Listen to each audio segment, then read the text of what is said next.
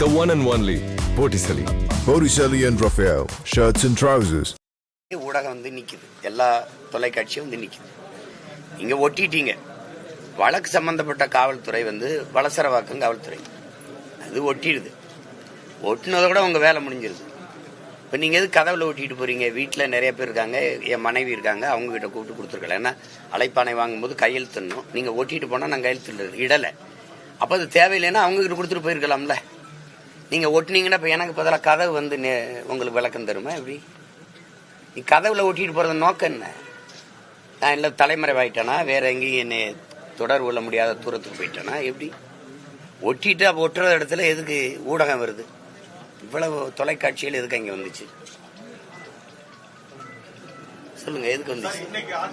எதுக்கு வந்துச்சு? ஒட்டிட்டில அதோட வேலை முடிஞ்சதில்ல. அப்போ கிழிக்கிறேன், கிழிக்காம போறேன். அதை என்ன அதை அப்படியே வச்சு இல்லை இப்படி கட்டம் போட்டு பூஜை அறையில மாட்டிக்கணுமா? நீ உன் அழைப்பானைய சம்மனை இது என்னன்னு சொல்லுங்க. இது எந்த மாதிரி அணுகுமுறை? நீ எதுல நேர்மையா இருந்திருக்க? இதுல இவ்வளவு துடிக்கிறப்ப இதுல எந்த மாதிரி அணுகுமுறை? நான் வரலைன்னா தான் பரவாயில்ல, நான் வந்து ஏற்கனவே விளக்கம் அளிச்சிருக்கேன், மறுபடியும் வருவேன்றேன். எதுக்கு இவ்வளவு பதட்டம் அடைகிறீங்கிற? அதுக்கு அங்க இருக்கிறவங்களை அடிச்சு, எங்க வீட்டுல இருக்கிற பிள்ளைகள் யாரும் இப்படி, ஐயா எனக்கு அந்த ஓய்வு பெற்ற ராணுவ அதிகாரி இருக்காரு, அவரும் அவ்வளவு ரொம்ப நல்ல மனிதர், கண்ணியமான மனிதர். நீங்க தான் அடிச்சு போய் நீங்க வலசரவாக்கம் காவல் நிலையத்தில் இருக்கிறதுக்கு நீலாங்கரை காவலர் வந்து உதவி ஆய்வாளர் வந்து அந்த ஆய்வாளர் வந்து அடிச்சு இழுத்துட்டு போக வேண்டிய அவசியம் இருக்கு? அடிச்சு இழுத்துட்டு போற அளவுக்கு என்ன குற்றம்? அதை கிழிச்சது தானே. அது அப்புறம் அப்படியே இருக்கணுமா? இல்ல ஆண்டாண்டு காலமா அந்த அந்த கதவுல இருக்கணுமா? அது அழைப்பானை நாம் படிக்கவா, நாட்டு மக்கள் படிக்கவா? சொல்லுங்க தம்பி, நீங்க என்ன, நீங்க ஒரு அதிகாரியா உங்ககிட்ட கேட்கிறேன். அழைப்பானை நாம் படிக்க அனுப்புனீங்களா, கொண்டு வந்தீங்களா, இல்ல நாட்டு மக்கள் நாம் படிக்கணும்னு கொண்டு வந்தீங்களா? அதுக்கு அது அவ்வளவு பெரிய குற்றம். அது கிழிச்சா அடிச்சு இழுத்துட்டு போய் நேர நீ காவல் நிலையத்தும் கொண்டு போல, வேற ஒரு இடத்துல ஒரு தடல்ல ஒடிச்சா அடிச்சு நீ போய் படுத்துக்கிட்ட. இது ஒரு வழக்கமா வச்சுக்கிறாங்க. எப்படின்னா இவங்க அடிச்சிருவாங்க, இவங்களுக்கு இவர் கையில கீறல் பட்டுருச்சா, நீ அடிச்சு காயம் பட்டதுல இவங்க எல்லாருமே என்ன நினைச்சுக்கிட்டு இருக்காங்கன்னா, 5 வருஷத்துக்கு ஒரு தடவை தேர்தல் வருது, பல முறை ஆட்சிகள் மாறுதுங்கிறத மறந்துட்டு இவங்களே அந்த நாற்காலியில் அப்படியே நிரந்தரமா பசையை போட்டு ஒட்டின மாதிரி நம்ம கீழே இறங்கவே போறது இல்லைங்கிற திமிரில் ஆடுற ஒரு ஆட்டம் இருக்குல்ல, அதுதான் அங்க அது கவனத்தில் வச்சுட்டு விளையாடணும். எல்லாம் விளையாடுறது. நீ பயப்படுறவனாவது ஒருத்தர் சொல்லுங்க. நீங்க இத்தனை வழக்கு போட்டிருக்கீங்க, ஒவ்வொரு வழக்குக்கும் வந்து நேர் நிக்கிறேன், நான் முடிஞ்ச நேரம் ஒரே நேரத்தில் 4 அழைப்பானைனா எங்க போக முடியும்? ஒரு ஆள் தானே. வராம இருந்தா சொல்லலாம். இப்ப நீங்க எதுக்காக நீங்க இந்த வேலையை செய்யறீங்க? இன்னைக்கு ஒசூர்ல நான் இருக்கேன்னு சரி, இன்னைக்கு இருக்கிற நவீன உலகத்துல எனக்கு பகிரிலே அனுப்பியிருக்கலாம், உங்களுக்கு அழைப்பானை அனுப்பியிருக்க முடியும். எதுக்கு வீட்டுல போய் ஒட்டணும்? வீட்டுல யாருக்கான்னு கேட்டிருக்கலாம். என் மனைவி இருக்காங்க, என் மனைவி கொடுத்துருங்களா? அவங்க சட்டம் படிச்சவங்க, இந்திய குடிமை பணிக்கு தேர்வு எழுதி தேர்ச்சி பெற்றவங்க. நீங்க அவங்க கிட்ட கொண்டு கொடுத்துருக்கலாம்ல. நீ வந்து கதவுல ஒட்டிட்டு அதை கிழிச்சாங்கிறதுக்காக நீலாங்கரை காவலர் அந்த உதவி ஆய்வாளர் வந்து வேக வேகமா இதை வந்து அடிச்சு இழுத்துட்டு போக வேண்டிய தேவை என்ன இருக்கு? அவர் ஒட்டிட்டு போயிட்டாருல்ல, வலசரவாக்கு காவலர் ஒட்டிட்டு போயிட்டாரு, படிச்சிட்டோம்ல. இந்த மாதிரி ஒட்டிட்டு போயிட்டாங்கிற தகவல் எனக்கு வந்துருச்சு. அப்புறம் அது அதுக்கு அங்க படம் காட்டணுமா? அதை வர போறவங்களுக்குலாம் நோக்கம் என்ன? இதற்கு முன்னாடி இதே போன்ற சம்மன் ஜாபர் சாதிக் வழக்குல, இந்த போதை கடத்தல் வழக்குல கைது செய்யப்பட்ட ஜாபர் சாதிக் வீட்டுல ஒட்டின சம்மனை அவங்க தாயை கிழிச்சிருக்காங்க. ஆனா அங்க காவல்துறை அந்த மாதிரி நடவடிக்கை எடுக்கல. அது வழக்குல, அந்த குற்ற வழக்குல ஆட்சி சம்பந்தப்பட்டிருக்குல்ல, அது உங்க ஆள் இல்ல. இது எதுல நீ சரியா இருந்திருக்க? இந்த இதுல வந்து உடனே அதை நீ விசாரிச்ச நீதியை நிலைநாட்ட துடிக்கிறேன். நீ பல்கலைக்கழக வளாகத்தில் நடந்த தங்கச்சிக்கு நடந்த கொடுமைக்கு என்ன விசாரிச்ச? பொள்ளாச்சியில் நடந்த அந்த கூட்டு பாலியல் வன்கொடுமைக்கு என்ன விசாரிச்ச? இது என்ன? இது பாலியல் வழக்குன்னு யாரு? முதல்ல அந்த பொம்பளை யாரு? சொல்லிட்டா அது குற்றமாயிருமா? 1000 பேர் 1000 சொல்ல விசாரிக்கணும்ல. விசாரிக்காம நீ உறுதி பண்ணிட்டு போயிட்டு இருந்தீன்னு என்ன அர்த்தம்? என்ன அர்த்தம்? என்னமோ வயசுக்கு வந்தோன்னா குச்சில் இருந்த பொருளை தூக்கிட்டு போய் அப்படி சோளக்காட்டுல வச்சு குண்டு கட்டா கற்பழிச்சு விட்ட மாதிரி கதறிட்டு இருக்கு எல்லாரும். என்ன உங்க மனநிலை என்ன? இதே சீமான்யா ஒரு சாதாரண இயக்குனர், அவருக்கு ஒன்றும் மதிப்பு இல்லை, படங்களும் இல்லை, வீட்டில் இருக்கிறேன், இந்த மாதிரி வழக்க நீ எடுத்து பேசுவியா? நீ ஒரு முழு அதிகாரம் சேர்ந்து இதுக்கு சுத்துறிய. ஏன்னா என்னை பார்த்து நீ நடுங்கிட்ட, என்னை சமாளிக்க முடியல, என்ன செய்யறது தெரியல. நான் எடுத்து வைக்கிற கருத்துக்கு அரசியலுக்கு என்னோட மோதி ஜெயிக்க முடியல. அப்பப்போ ஒரு பொம்பளை கொண்டாந்து முன்னாடி நிறுத்துற தானே. வேற என்ன காரணம் சொல்லு? என்ன இதுல நடக்குது சொல்லு? என்னமோ அப்படியே கல்லூரியில படிச்சிருக்க பிள்ளைய நான் விருப்பமே இல்லாம கடத்திட்டு போய் இந்த கற்பழிச்சு விட்ட மாதிரி. என்னங்கடா உங்க நாடகம்? என்ன விளையாட்டு பண்றீங்க நாட்டுல? இதெல்லாம் என்னைய கேக்குறது எதுக்கு? பெரியார பத்தி பேசிட்டு இப்ப போய் எவ்வளவோ மக்கள் பிரச்சனை இருக்கு மகாராசா, எவ்வளவோ மக்கள் பிரச்சனை இருக்கு, அதெல்லாம் பேசல. எவ்வளவு திமிரோட இருக்கேன் பாரு. என்னை நீ சமாளிக்க முடியல, என்னை எதிர்த்து நின்று அரசியல் செய்ய முடியல. இவ்வளவு அதிகாரம், படை பலம், ஓட்டுக்கு காசு கொடுக்காம 10,000 ஓட்டு ஒரு தொகுதிக்கு வாங்க முடியுமா? எதுக்கு பெரிய கட்சி? உண்மையிலே பெரிய கட்சி நான் தான். நானா நீங்களானா நான் தான் பெரிய தலைவன். ₹1 காசு இல்ல, ஒரு பிள்ளைகளுக்கும் பின்புலம் இல்ல, எளிய பிள்ளைகள் நாங்க. ஒரு தொகுதிக்கு 20,000, 15,000, 28,000, 22,000 இப்படி வாக்க வாங்கி வச்சிருக்கோம். நீங்க நின்னு பாருங்க தனியா. 234 வேட்பாளர் போடுங்க பாப்போம். திமுக போடுங்க, இந்தியாவின் நம்பர் 1 முதல்வர் போடுங்க. 234 போடணும். ஆனால் தனியா போடணும்.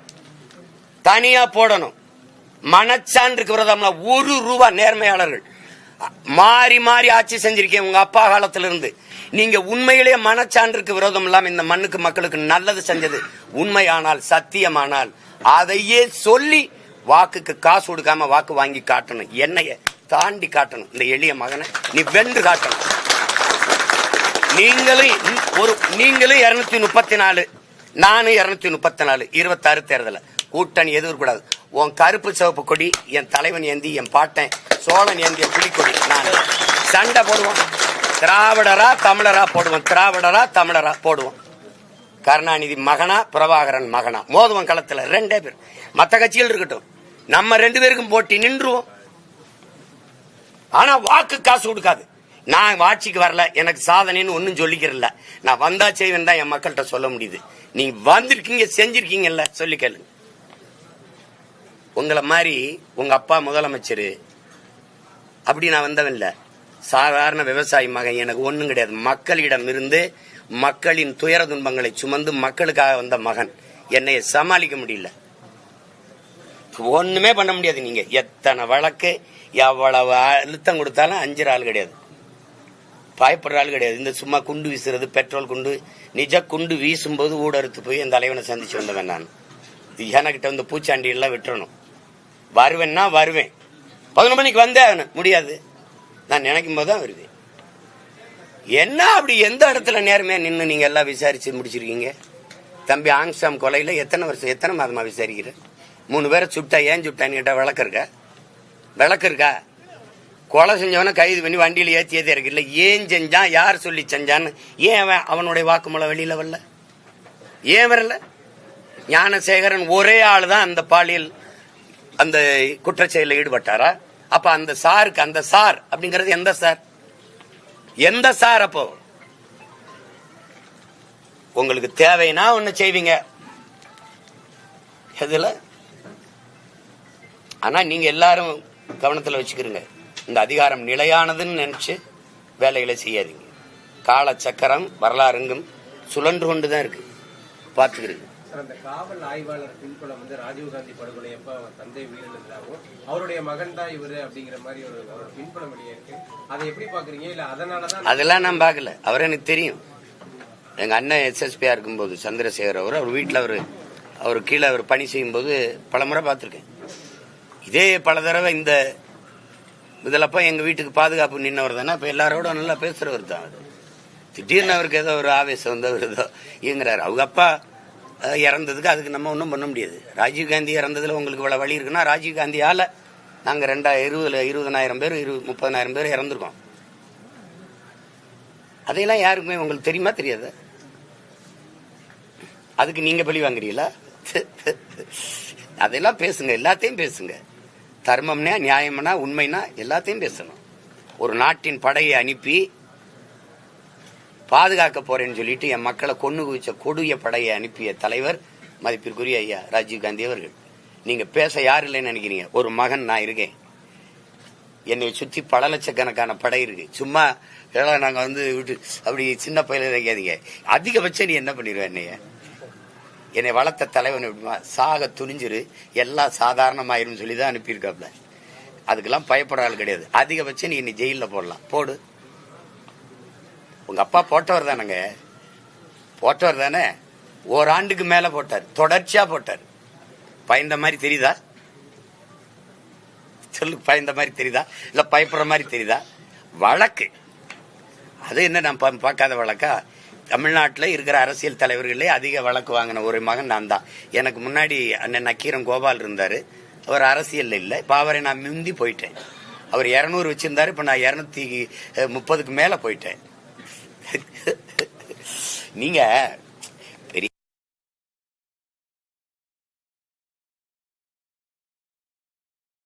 போராடி உயிர் நீத்த வீர மறவர்களுக்கு வணக்கம் செலுத்துறீங்க, அதான் நான் வரவேற்கிறேன். ஆனா இந்தி எதிர்ப்பு போராட்டத்தில் ஈடுபட்ட போராட்டக்காரர்களை எல்லாம் இந்த துப்பாக்கி எதுக்கு வச்சிருக்கு போலீஸ்? சுட்டு கொல்லுங்க, 4 காலி பயல்களை சுட்டு கொண்டீங்கன்னா கலவரம் அடங்கிரும்னு சொன்ன பெருமகன் யாரு? ஐயா பெரியார். முதல்ல தமிழ்நாட்டில் இந்தி பள்ளிக்கூடத்தை திறந்த மகாத்மா யாரு? தம்பி அண்ணனுக்கு எடுத்து அது பெரியார். இப்போ நீங்க ஒண்ணு இவரை தலைவராக வச்சுக்கிறீங்க, போராடி சத்த எங்களை மொழியை காக்க எங்களுக்கு ஒரு வணக்கம் செஞ்சுக்கிறீங்க. இதுதான் அற்ப ஓட்டுக்காக வாக்குக்காக போடுற கேவலமான நாடகங்கிற. ஒண்ணு இங்க நில்லு, ஒண்ணு இல்லைன்னா இங்க நில்லு. கேட்கறதுக்கு பதில் இருக்கா? இருக்கணும்ல. நீங்க மொழி அழிந்தால் இனம் அழிந்துருவீங்க. மொழி அழிந்தால் அப்புறம் கலை இலக்கியம் பண்பாடு அடையாளம்லாம். இனம் அழிஞ்சிட்டு அதுக்கப்புறம் இருந்தா என்ன இல்லைன்னா என்ன? மொழி அழிந்தால் கலை இலக்கியம் பண்பாடு அடையாளம் எல்லாம் அழிஞ்சிரும். அழிந்தால் இனம் அழிஞ்சிரும், அதான் கடைசி. அப்ப அந்த இனம் அழிஞ்சிரும் தெரியும்ல. இந்த மொழி சனியன், இதை விட்டு ஒழியுங்கள் அப்படின்னு சொன்னா அதை ஏற்கிறீங்களா எதுக்கிறீங்களா? நீங்க தான் சொல்றீங்க மொழி அழிஞ்சா இனம் அழிஞ்சிரும்டா, எதுவுமே இருக்காதான்னு. அந்த மொழியை அழிங்கன்னா இன அழிப்பு தானே அது. அதை சொன்னவரை தலைவராக இருக்கிற நீங்கள் எப்படி அப்புறம் தமிழ் மொழி வாழ்க, தமிழ் மொழி அழிஞ்சிடக்கூடாது அப்படின்னு ஒண்ணு இது உண்மையா? இல்ல அழிக்க சொன்னவரை தலைவராக இருக்கிறது உண்மையா? இத கேள்வி கேட்டா இதுக்கு விளக்கம் தான் சொல்லணும். இழிவா பேசிட்டாரு போடுறா வழக்கன்னு போட்டா அதுக்கெல்லாம் பயப்படுறாளா நீ? நானு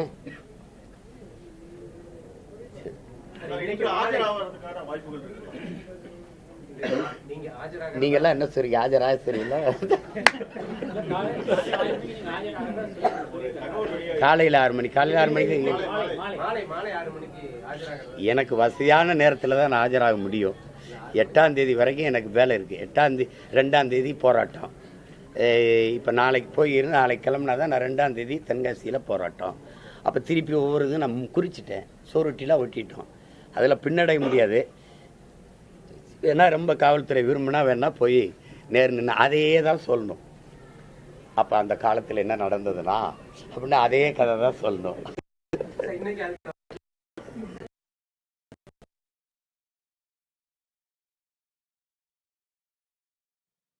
ஏன்னா ரொம்ப காவல்துறை விரும்பினா வேணா போய் நேர் நின்று அதே தான் சொல்லணும். அப்ப அந்த காலத்துல என்ன நடந்ததுன்னா அப்படின்னா அதே கதை தான் சொல்லணும். வாய்ப்பு இருக்காப்பா? போவேன். போய் இப்ப கலந்தாய்வு முடிச்சுட்டு போய் இறங்கி முடிவு போவேன். இது ரொம்ப ஆர்வப்படுறாங்கல்ல.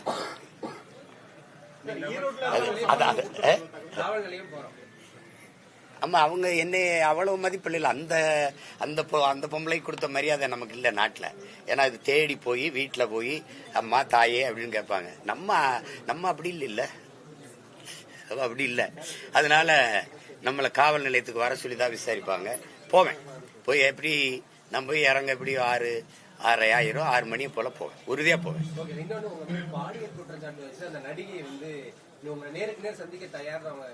அததான் நானும் கூப்பிடுறேன், வர சொல்லுங்க அப்படின்னா. அவங்கள வர சொல்லிட்டு என்னை கூப்பிடணும். அவங்கள வர சொல்லிட்டுல கூப்பிடணும்.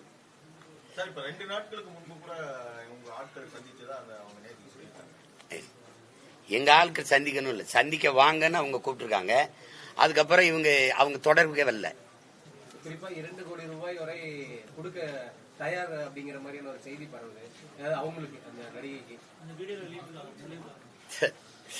சொல்லிக்கிற வேண்டியது ஏதோ சொல்லிக்கிற வேண்டியதான். நீங்க திருமணம் ஆயிடுச்சு, 7 முறை கருக்கழிச்சிருச்சு அப்படிலாம் நீங்க பாத்தீங்கன்னா, ஒரு ஆண்டுக்குள்ள 7 முறை கருக்கழிச்ச சாதனையால நானா தான் இருப்பேன். அப்படிதான் அதுலயே சிறையில இருந்துகிட்டே கருவை கலைக்கிற ஆளு நானா தான் இருப்பேன். அதுக்கப்புறம் திருமணம் ஆயிடுச்சுன்னா நீங்க திருமணம் ஆனதுக்கான சான்றிதழை காட்டணும். முதல்ல நீங்க அளிச்ச புகார்ல எங்களுக்கு திருமணம் ஆயிடுச்சுன்னு சொல்லலையே, 2வது புகார்லயும் சொல்லலையே. திருமணமான அதுக்கான படங்கள் அதுக்கான இதெல்லாம் காட்டியிருக்கணும். அப்படின்னா எனக்கு திருமணம் ஆகும்போது அதை வெளியிட்டு தடுத்துருக்கணும். எங்களுக்கு திருமணம் ஆயிடுச்சுங்க, மறுபடியும் ஒரு திருமணம் ஆகலாம். இதுல இருந்து நீங்க இதையே யாருமே கேட்க மாட்டீங்க, என்கிட்ட கேக்குறீங்க. உங்களுக்கு இது ஒரு சுவாரஸ்ய கதையா இருக்குது, ரசிக்கும்படியான ஒரு கதை. அப்ப நான் செய்யறத தப்பு நினைக்கிறேன். அப்ப நானும் இனிமே ஒரு ஆடியோ வெளியிடுறேன். ஏங்க நீங்க தான் அவர் தராரு, அவங்க பல ரூபாய்களை லட்சக்கணக்கான ரூபாய்கள் நகைகளை எனக்கு கொடுத்துட்டதா சொல்லிதான் சொல்றீங்க நீங்க. அப்புறம் நான் அவங்களுக்கு கொடுக்குறேன்னு சொல்றீங்க. நானே தெருக்கோடியில நின்றுக்கிட்டு இருக்கேன், எனக்கு எங்கிட்ட 2 கோடி இருக்குது. அதாவது அவங்க என்னன்னா ஒரு காலகட்டத்தை எங்களுக்கு ரொம்ப இதாயிருச்சு, 15 வருஷம் கழிச்சு சாக போறோம் அப்படின்னு எனக்கு எங்க வீட்டுல வேலை செஞ்ச ஒரு பையன், அந்த காலம் வேலை செஞ்சவனை பிடிச்சி அழுது இது பண்ணி அந்த குரல் செய்தியை கேட்டோன்னு சரி இப்போ ஏதாவது கொடுத்து உதவுங்கன்னு சொன்னேன். சாக போறோம், எங்களுக்கு மாசம் அந்த குரல் செய்தி அப்புறம் நான் வெளியிடுறேன் பாருங்களேன். அதை கேட்டா நீங்க கூட காசு கொடுப்பீங்க. உதவின்னு கேட்கும்போது கொடுத்து தொலைக்கிறதா, அது அவங்களுக்கு நமக்கு எந்த தொடரும் இல்லை. கேட்டோன்னு சரி கொடுத்தோம். ஒரு 2-3 மாசம் ஏதோ தம்பிங்க கொடுத்து உதவி இருப்பாங்கன்னு நினைக்கிறேன். ஏதாவது உதவி விடுங்கன்னு சொன்னேன். அதுக்கப்புறம் திருப்பி தான் அந்த மறுமனு ஈரோடு இடைத்தேர்தலில் பெரியார் பற்றி பேசினால அவங்களுக்கு ஒரு சம்மன் இன்னைக்கு கொடுக்கறத ஒரு தகவல். அது புதுசு இல்லையே, வாங்கிக்கிற வேண்டியதான். அது நிறைய வழக்கு போட்டிருக்காங்கல்ல, அதுல அது ஒண்ணு ஏற்கனவே கொடுத்துருக்காங்க. இருந்தாலும் மறுபடி கொடுத்து சீக்கிரம் வாங்க என்னை பார்க்க அவ்வளவு அவசரப்படுறாங்க. அதுக்காக மறுபடியும் வருது. ஒரு சும்மா அவங்க எங்ககிட்டயா மோதிரணி நாங்க என்ன பண்றோம் பாரு அப்படின்னு. அதான் திரும்ப சொல்றேன், இந்த அதிகாரம் உங்களுக்கு மட்டுமானது அல்ல. 5 வருஷத்துக்கு ஒரு முறை தேர்தல் வருது, ஆட்சிகள் மாறி மாறி வருது, மனசுல வச்சுக்கிட்டு ஆட்டத்தை ஆடுங்கன்னு சொல்றேன்.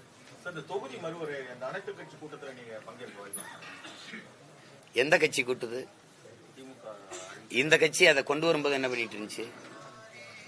இந்த கட்சி இன்னைக்கு தொடங்கல, அது ரொம்ப நாளைக்கு முன்னாடி இருந்து இந்த பிரச்சனை இருக்குது. அப்பவே எதிர்த்து அப்புறம் அப்ப பேசாம என்ன பண்ணீங்க?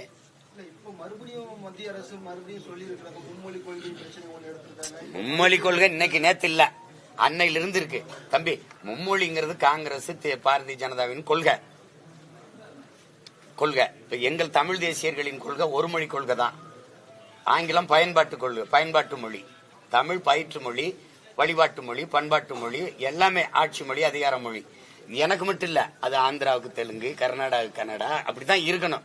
தர்மம்னு ஒண்ணு, அது நியாயம்னு ஒண்ணு தானே. பயன்பாட்டு மொழியாக நாங்க ஆங்கிலத்தை வச்சுக்கிறோம், எல்லாருமே வச்சுக்கலாம். அப்படிதான் நாங்க கொள்கை. இவங்களுக்கு தான் திராவிடர்களுக்கு இருமொழி, இந்தி தமிழ், அப்படி இங்கிலீஷ் தமிழ்ங்கிறாங்க. இப்ப நாங்க என்ன சொல்றோம், பயன்பாட்டு மொழியா ஆங்கிலம் இருக்கட்டும், ஒரு தொடர்பு மொழியா இருக்கட்டும், கம்யூனிகேஷன் லாங்குவேஜா இருக்கட்டும். இவங்க தான் பெருமக்கள். இவங்க அதிகாரத்தில் இருக்கும்போது அம்மையார் இந்திரா காந்தி கல்வியை மாநில உரிமையில இருந்து எடுத்துட்டு போயிடுறாங்க. அதனால இப்ப அவங்க சொல்றத நம்ம படிக்க வேண்டியது இருக்கு. இப்ப ஆந்திரா கர்நாடகா என்ன சொல்லுது, சிபிஎஸ்இ மத்திய அரசு அப்படின்னு ஒரு பள்ளிக்கூடம் கொண்டு அதுலயும் அவங்க மொழியை கட்டாயம் படிக்கணும்னு கொண்டு வராங்க. நம்ம ஆட்சி கொண்டு வருமா? அப்படி கொண்டு வரணுமா? அதுக்கு சண்டை போடுமா? கல்வி மானுட உரிமை, மாநில உரிமை, அதை நீ எடுத்துக்கொண்டு மொத்தமா வச்சுக்கிட்டு இதை கட்டாயம் படிக்கணும், இதை இப்படித்தான் செய்யணும், அந்த கொடுங்கொன்மை போக்கு இருக்குல்ல, இதை செஞ்சே தீரணுங்கிறது அது ஏற்புடையதல்ல. அது இறையாண்மை கொண்ட எல்லா மொழிவழி தேசிய இனங்களுக்கும் ஒரு இறையாண்மை இருக்குது. அதையெல்லாம் சாகடிச்சுட்டு ஒரே மொழி, ஒரே நாடு, ஒரே மதம், ஒரே தேர்தல், ஒரே வரி, ஒரே ரேஷன் கார்டு, எல்லாம் ஒன்னா புடுங்குது. ஆனா தண்ணி மட்டும் ஒன்னா வர மாட்டேங்க. இது பதில் இருக்கா? வரி ஒன்னா இருக்கு, வாய்க்கா ஒன்னா இல்லையா ராஜா? அப்போ இது எல்லாம் ஒன்னா கொடுத்தா தேசப்பற்று, அவன் தண்ணி தரலைன்னா தேசப்பற்று, அது ரொம்ப ஆகச்சிறந்த தேசப்பற்று. எப்படி எப்படி தவிச்ச வாய்க்கு தண்ணி தான் வாங்கி தர முடியாத நீ நாட்டுப்பற்ற பத்தி ஏன் பேசுற? இந்த பாருங்க, அதையெல்லாம் நீங்க பேச மாட்டேங்கிறீங்க, இத பேசுறீங்க. இந்தி படிச்சா தண்ணி வந்துரும்னா நான் படிக்கிறேன். என்ன இந்தி படிச்சா தமிழ் படிக்காமயே பிஹெச்டி பெறக்கூடிய நிலைமை இன்னும் நீடிச்சிட்டு இருக்கு. ஆனா அதெல்லாம் மாற்றாமல் இந்த அனைத்து கட்சி கூட்டம் இந்த மும்மொழி கொள்கைக்காக இதுக்காக தேவையா யாரு சொல்றீங்க? என்கிட்ட கேக்குறீங்களா? ஆமா ஆமா, தாய்மொழி உலகத்துல எந்த நாட்டிலையும் தாய்மொழியில் தான் பயிற்று மொழியா இருக்கு. உலக நாடுகள், எல்லா நாடுகளும், நம்ம மட்டும் ஓவியமா இல்ல, எல்லா நாடுகளும். அதுல தமிழ்நாட்டுல மட்டும்தான் தாய்மொழியிலே கல்லாமல், தாய்மொழியிலே பயிலாமல் எந்த உயர்கல்வி வரைக்கும், முதுகலை வரைக்கும் போக முடியும் அப்படின்னா தமிழ்நாட்டில தான் அந்த வாய்ப்பு. இந்த நிலை என்கிட்ட சொல்லக்கூடாது. மொழி அழிந்தால் இனம் அழிந்துவிடும், அடையாளம் அழிந்துவிடும் சொன்னார்ல அப்பா, அப்பாட்ட கேட்கணும், என்னப்பா இப்படி நீங்க பண்றீங்களப்பான்னு கேட்கணும். பார்ட்டி வேர்னாலும் ஐ ப்ரிஃபர் போட்டிசலி. எங்க இருந்தாலும் நம்ம ஸ்டாரா தெரியணும் இல்லையா? வெரைட்டியான கலர்ஸ், நியூ டிசைன்ஸ், அதுக்கு மேல star look. The one and only Botticelli. Botticelli and Raphael, shirts and trousers.